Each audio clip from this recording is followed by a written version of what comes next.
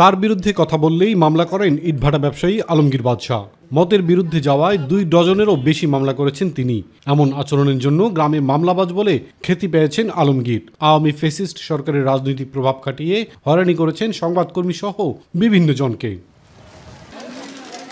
মামলাবাজ আলমগীরের বিরুদ্ধে ব্যবস্থা ও তার করা মামলাগুলোর সুষ্ঠু তদন্তের জন্য জেলা পুলিশের কাছে অভিযোগ দিয়েছেন ভুক্তভোগী গ্রামবাসী সহ তার আপন ভাই।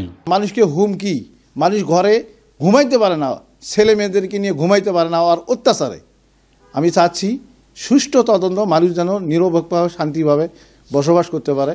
আমি চাই, এটাই দাবি আমার প্রশাসনের কাছে।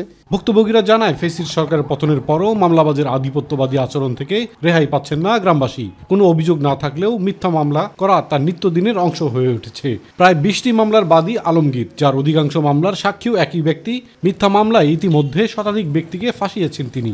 আমার কর্ম না হলে আমার দিন পাস যায় না। ওই আমার কি হিসাবে আমার কেস কি দিছে? আমি যেটা বলবো তুই যদি সেটা না শুনিস তো একের পর এক মামলা ফেলবো, একের পর এক মামলা ফেলবো। এত খারাপ, জঘন্য খারাপ লোক। এর জমিনের আলদে যদি হাঁটে জানে তাকেও আসামি করে। এর অতিষ্ঠে আমরা প্রত্যেকটা মানুষ নির্যাতিত। আমার নিজের নামে 8টা মামলা করছে। আমার কিষান গেছে, আমি জমিতে চাইছি, এই লোকগুলাকে আসামি করার কোনো দরকার আছে কত? এ বিষয়ে আলমগীর বাদশার সাথে মুঠোফোনে যোগাযোগ করা হলে তিনি কথা বলতে রাজি হননি। আপনি কতগুলো মামলা করছেন? যারা বলছে তাদের কাছ থেকেই নেন। ভাই, আমি আপনার কাছে শুনতে পাচ্ছি যে কতগুলো মামলা করছেন।